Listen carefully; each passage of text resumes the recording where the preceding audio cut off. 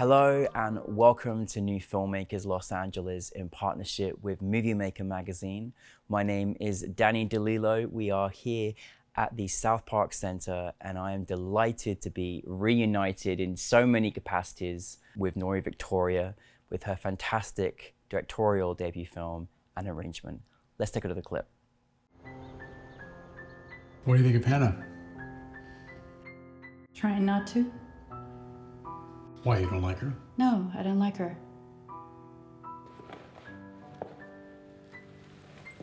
I'm looking forward to taking care of you. Noree, I don't know where to begin because we sat together and interviewed together.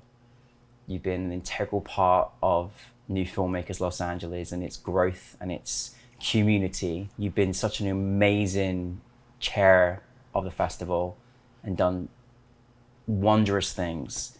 And so first, I just want to say thank you for all you've done for New Filmmakers LA because we wouldn't be where we are today without you. Thank you for having me, Danny. This circle feels so full, so electric. Coming back to New Filmmakers LA and to you, it just feels synergistic. It is, right? Mm-hmm. And like, you know, and I think we can't help but just tears just come every time we see each other anyway, but it's tears of admiration. Naturally. And naturally, we can't help it. We're such an empathetic energy, but I am so proud to know that you came back this time with a film that you directed, a feature film, an arrangement. Yes. How does that feel? I had to.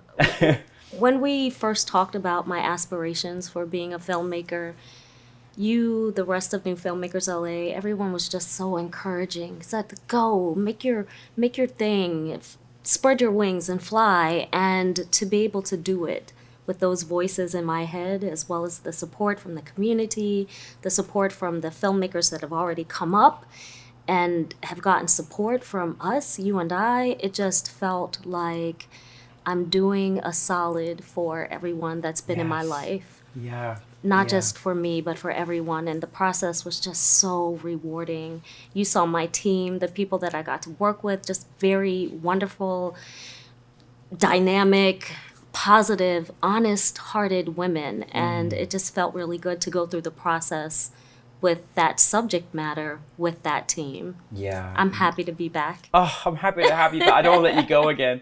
But I think the really wondrous thing is because of, I mean, anybody can do what they do, but I think you've got so much love in so many parts of this industry, community, friends, family, everything. Like, there's a lot of people that are rooting for you because they want it for you because you lead the line in this industry so well. You've been such an example to so many filmmakers, and so it's so nice that you're directing. I mean, you've gifted us so much in front of camera. Now you're behind the camera. How does that feel? It feels like a natural transition.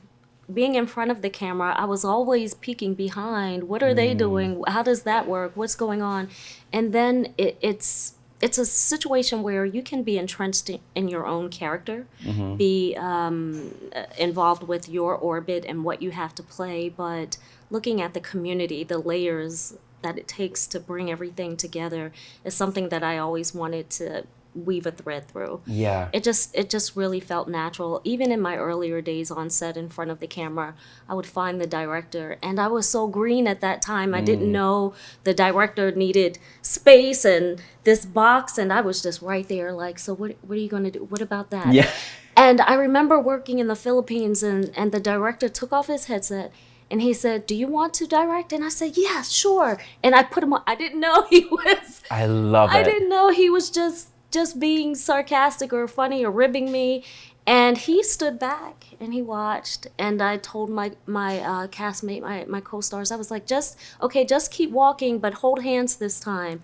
And I gave the headsets back and he was just like, okay. I said, do I get credit? He said, not a chance. But it was really fun to look back at that seedling, the things I was curious about, even before knowing the hierarchy of how things work and what you're supposed to do. You never know when you have a curiosity how that will be honored. Yeah, absolutely. And I'm very grateful that I've had people to honor all of my curiosities from my family, friends, you, New Filmmakers. It feels magical, really. Well, I think, I mean, for as long as I've known you, we've known you, I mean, the interesting thing is you've been on so many sets, so many experiences, worked on some incredible, profound, life-changing projects, right? That have influenced and shaped our industry. And so, the irony is that, but what's so fascinating to me about you is that as much as experience and wisdom you have, you're always diving in to be a student. You're always diving into curiosity. You're ever expanding your stratosphere as an artist. It's something that's important to you, right? Very important to me. I have always loved teachers and mentors and people who meet you where you are and say, I want to show you what I know so you can come either on my path or whatever path you choose. And I'm so curious about the world, not just the world that I'm in, but beyond our planet, how things interconnect, how relationships form. And it's just natural. I'm so lucky to have people that honor my desire to learn. I was telling a friend the other day, I wish I had all the knowledge in my head by osmosis, and he said, your head would explode. I don't think so. I just love the knowledge. So whatever it is, it doesn't matter if it seems like it's in my orbit or stratosphere. I'll sit at the feet of the person who knows so that I can know too. And there's an honor, I feel like, in being a student of life. The more you sit at the feet of masters, the more equipped you are to be one. Yeah. And that's not the goal. The goal is the knowledge, but you naturally look, and kind of like Forrest Gump. Yeah. Looked, and all these people were running.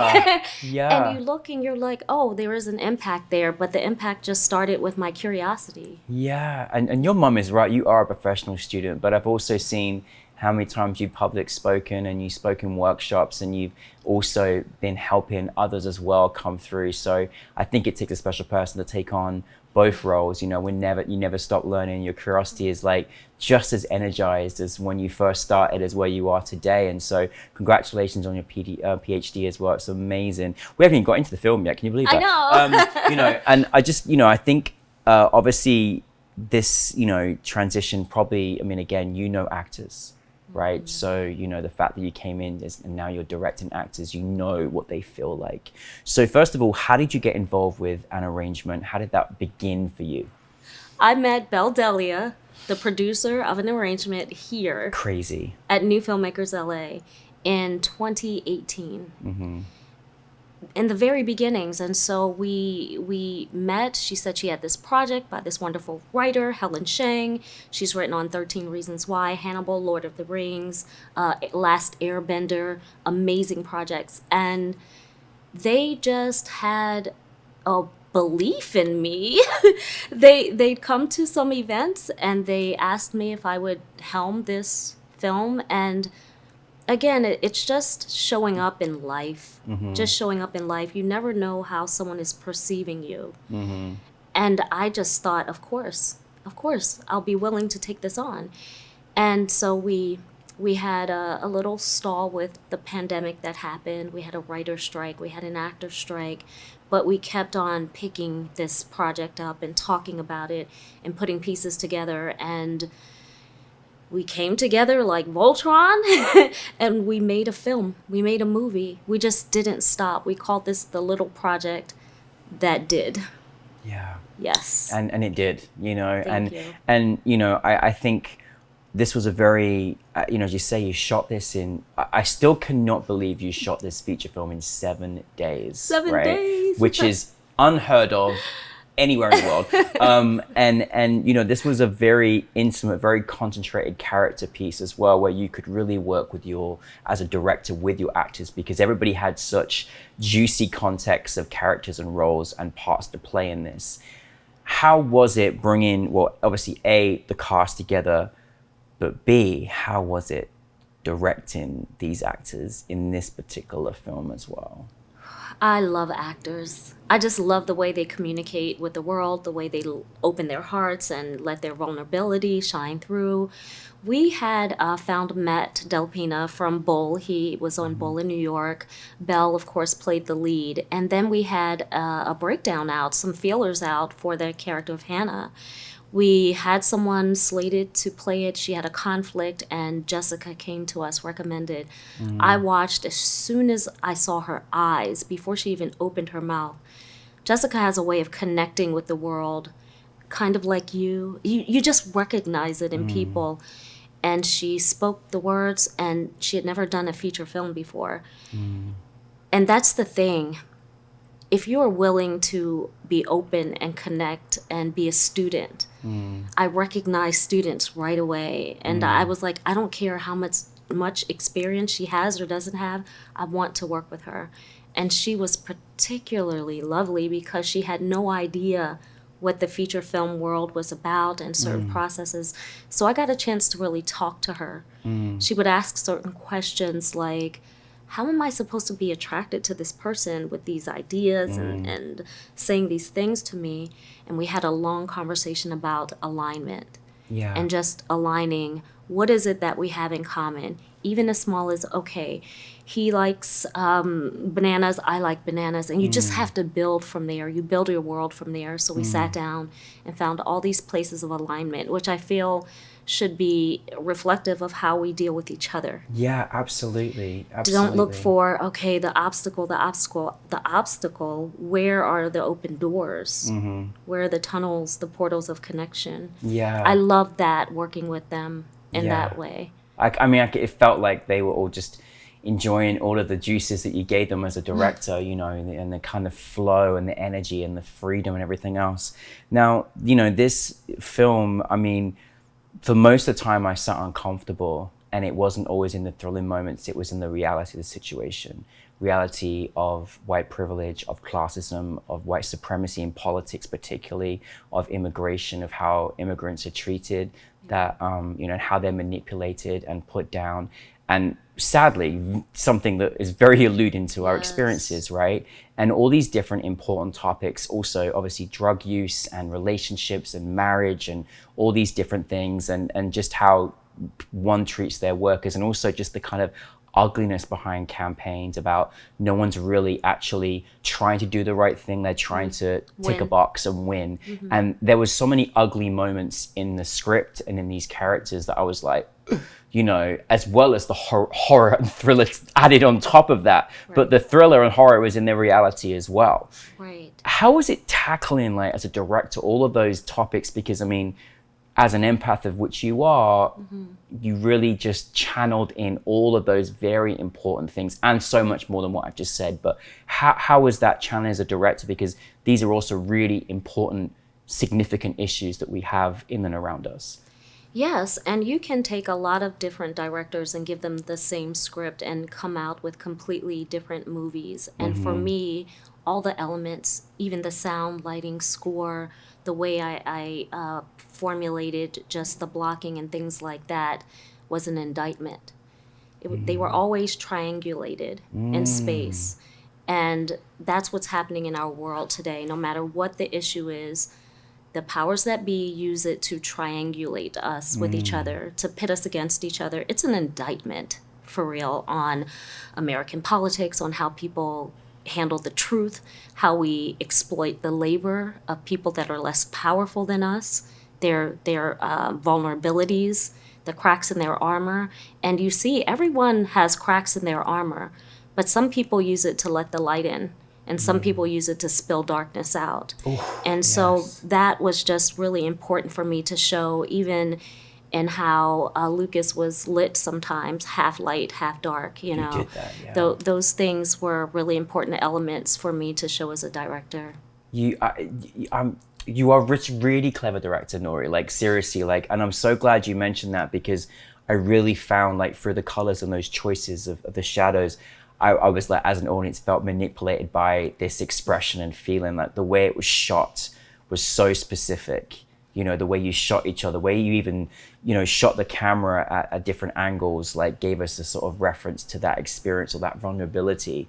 And it was really clever, like, really, like, really throughout. And because this wasn't intimate, and it was obviously mostly set inside of the house, we felt like we were there in trapped that inside, right? I felt like I was suffocating at one point myself. I'm like, get me out of this house, you know. But I wanted to be there because I wanted, you know, we always want the good person to win, right? You know, we're rooting for this person to win and overcome. There's so many amazing moments in this film, but I think the one thing that everybody displayed in this film in their own character circumstances was they were forced to come out with their honesty. And they were it was like, you know, and what that looks like and how different people react. Like, how did you work with your actors in these very sort of intense moments? Like, what was the process for you? I explained it to them in terms of a rubber band, right? You can't get away from the tension. And sometimes one person is pulling in the other person, and if you're not going to get your truth out, the other person is going to pull it out of you. And so just finding the moments where, okay, you know where you are in the story, you know who you are in your heart as the character. And Lucas said it himself, you're all liars. Every single person in that movie is a liar. And so we just had to find the moments where they had to tell their truth or it was pulled out of them. And I enjoyed that process so much. It's sometimes when we're commentating on the social just state of things, we tend to canonize one side and villainize the other. But we all, and this is the thing, if we can all look at ourselves truthfully and say, okay, the problem is who's going to go first. Yes. Who's going to go first. Correct. And who's willing and even capable of saying, this is my truth, where's yours, and where can we meet? And so a lot of people and their truths obviously aren't from the same source and they aren't equal. Lucas's truth is not equal to Hannah's truth. You know, she has parents that are disabled. They've overstayed their visas. She's in a very vulnerable position, and that's where the power dynamics come in. The manipulation as well. Yeah. Absolutely. Yeah. When you have power and then untruths, it can be deadly. We're seeing that in the world today, right? Literally. But if you don't have power and you have untruths, then you may, you know, have a little inner turmoil and try to find your footing in the world. But you're not necessarily damaging all of society. And that's what I wish politicians would see and understand and encompass, is that all these things that you're saying are your truths. You have power and money and control over people, and you're killing people with them. Yeah. And it's so crazy that you made this in a time that was obviously difficult enough as it was in our isolation of like, you know, pandemic and Omicron, all that kind of stuff that we went through. And, you know, it's crazy now how your film was an absolute relevant reflection of what was happening then.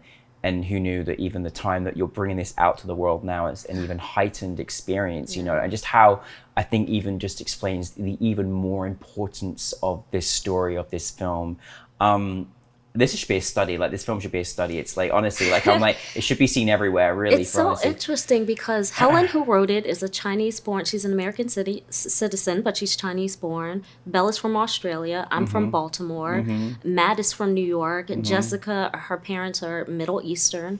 And so it's a weird UN. Yeah, literally United Nations of filmmakers. Right. And we've come together with all these different perspectives, but all knowing that this story has to be told. And so even how we managed to pull it together behind the scenes with each other, it drew us all closer. Absolutely. It really did. Yeah. And I'm grateful for that. I really am. Yeah, Noree, it's a really loaded question because I know you've taken so much from this, knowing you, but like, having made this film, what have you taken from it? What is it? What have you taken from this experience? Number one, that everyone can do whatever they put their mind, heart, and focus into.